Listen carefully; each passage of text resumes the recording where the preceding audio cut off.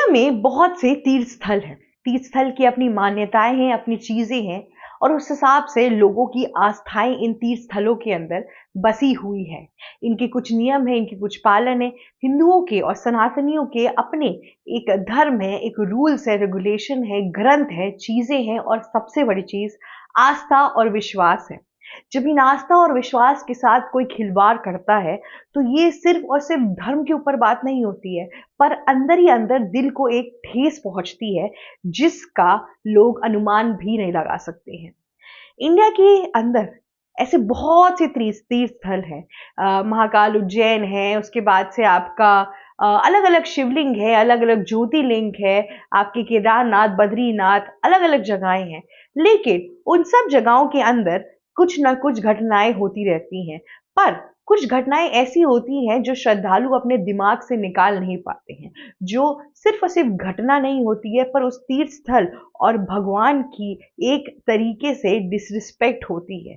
जी हाँ, उनका सम्मान नीचे गिराने जैसा कुछ कार्य किया है। ऐसा ही भगवान की रिस्पेक्ट को नीचे गिराने की कोशिश की गई है। ऐसा ही कुछ तिरुपति तिरुमाला में। जी हाँ, तिरुपति में हमने पहले भी काफी खबरें सुनी है कि कैसे तिरुपति के प्रसाद के अंदर फिश ऑयल पाया जा रहा था। जी हाँ, एक्चुअल में बात ये थी कि तिरुपति मंदिर में जो प्रसाद बनता था, जो लड्डू जो बहुत शौक से खाया जाता था, उसमें जो तेल, उसमें जो घी यूज हो रहा था, उसके अंदर एनिमल स्किन प्रोडक्ट्स थे, साथ ही साथ फिश ऑयल था। वो बड़ा ही सस्ता तरीके का घी था, वो शुद्ध घी नहीं था। तो सोचिए, इतने बरसों से श्रद्धालु एक ऐसा प्रसाद ग्रहण कर रहे थे, वेजिटेरियंस भी ऐसे प्रसाद ग्रहण कर रहे थे जिसके अंदर मछली का तेल पाया जा रहा था। इस पे बहुत बड़ी कंट्रोवर्सी हुई, पर क्या कहते हैं, आंध्र प्रदेश की सरकार ने ऐसा जिसके लिए कोई भी एक्शंस नहीं लिए। उस टाइम पे कुछ लोगों को अरेस्ट किया गया और तो और आखिर इसकी चेकिंग हुई, पर अभी भी लोगों ने एज सच कोई नए तरीके के घी लाना शुरू नहीं किए हैं, ना ही कुछ प्रसाद के जो भी प्रक्रिया थी या बनाने का तरीका था या जो प्रोडक्ट्स थे उसके अंदर भी कोई चेंजेस नहीं लाए गए। और तो और साथ ही साथ जो जुल्म क्या कहते हैं, जो इसके लिए जिम्मेदार थे, उनके ऊपर भी एज सच कोई कड़ी कार्रवाई नहीं की गई। इस मामले को वहीं रफा दफा कर दिया गया। दक्षिण भारत के अंदर आरएसएस को लेके ना बहुत ज्यादा एक तरीके से हेट्रेट है कि आरएसएस हिंदुत्व को ही ऊपर बढ़ा रहा है, ये कर रहा है, वो कर रहा है।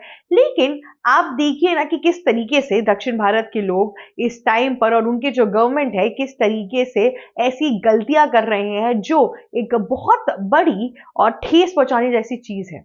तो तिरुपति तिरुमाला के अंदर जो वहां के एम्प्लॉयज थे, उनमें से 2 एम्प्लॉय को जो रास्ता है तिरुपति भगवान का, उसी रास्ते के क्या कहते हैं सामने उन्हें नॉनवेज खाता हुआ पाया गया। जी हाँ, उनकी वीडियो जो थी वो हर जगह वायरल हो गई और इसके बाद से इंटरनेट पे इतने तरीकों का बैकलैश मिल रहा है तिरुपति की पूरी ऑर्गेनाइजेशन को, उनकी जो ट्रस्ट है, फंडिंग है उस चीज को।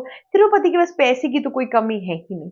माना कि हर क्या कहते हैं टाइम पर इतने श्रद्धालु आते, इतनी चीजें होती हैं, पर फिर भी कड़ी सिक्योरिटी तो रखनी चाहिए इन सब चीजों के लिए।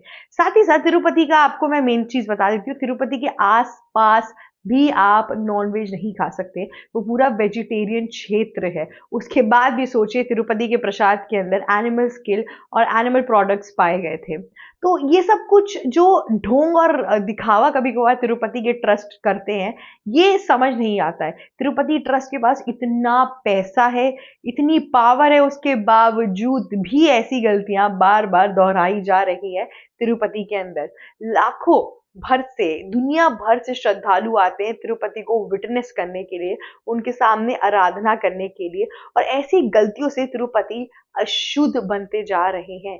उस एरिया के अंदर अशुद्धता फैलती जा रही है, जिस पर इस टाइम पे आंध्र प्रदेश की जो गवर्नमेंट है उसको काम करना चाहिए। और तिरुपति की अपनी जो फंड्स हैं और जो अपनी ट्रस्ट है, चैरिटेबल ट्रस्ट, उनको भी इन सब चीजों पे काम करना चाहिए कि आगे चल के ऐसी कोई गलतियां ना हो। श्रद्धालु के मन को काफी ठेस पहुंची है इन सब चीजों के बाद से। इन्वेस्टिगेशन अभी आगे बढ़ रही है। मैं आपको बता दूं, ये पहला इंसिडेंट नहीं है ऐसा कुछ हुआ है। इसके पहले भी तिरुपति के पास एक बस स्टॉप है, वहां पर भी लोग नॉनवेज खाते हुए पाए गए थे।